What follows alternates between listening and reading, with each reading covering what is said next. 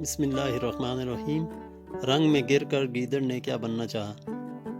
تو وہم کی لذت سے اپنا دل خوش کر لیتا ہے، حالانکہ یہ ایسا ہی ہے جیسے کوئی شخص اپنی مشق کو پھیلا کر خوش ہو جائے اور یہ بھول جائے کہ اس پھولی ہوئی مشق کو سوئی کا ہلکا سا سوراخ ہوا سے خالی کر سکتا ہے۔ ایک گیدڑ کی عقائد کچھ اس طرح بیان کی جاتی ہے کہ وہ ایک دن رنگ کی نالی میں گر گیا، باہر نکلا تو اس کی جلد رنگین ہو گئی تھی۔ کہنے لگا، واہ واہ، میں تو مور بن گیا ہوں۔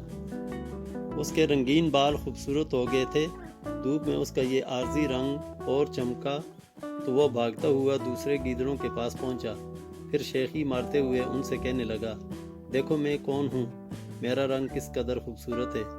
اس کی نسل کے گیدڑوں نے کہا، تم بہت بے شرم ہو، تمہیں یہ غرور کس بات پر ہے؟ یہ رنگ اترتے دیر نہیں لگے گی۔ جس پر تم اس قدر اترا رہے ہو وہ نہ مانا اور گیدڑوں سے کہنے لگا، خبردار جو مجھے کسی نے اب گیدڑ کہا۔ اس سے گیدڑوں نے پوچھا، تو ہی ہمیں بتا، ہم تجھے کس نام سے پکاریں؟ اس نے بڑے غرور سے کہا، میرا نام مور ہے، مجھے آئندہ اسی نام سے پکارا کرو۔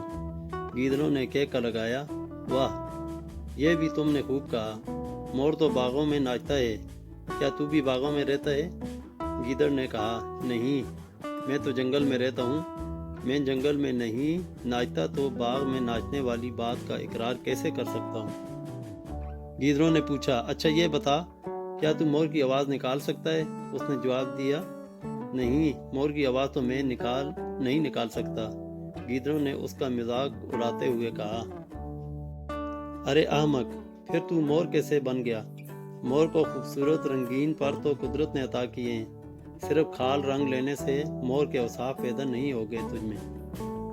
سبق: انسان اپنی اصلیت کبھی نہ بھولے اور جھوٹی عارضی تبدیلی پر اترانے سے باز آئے۔ Thanks for watching.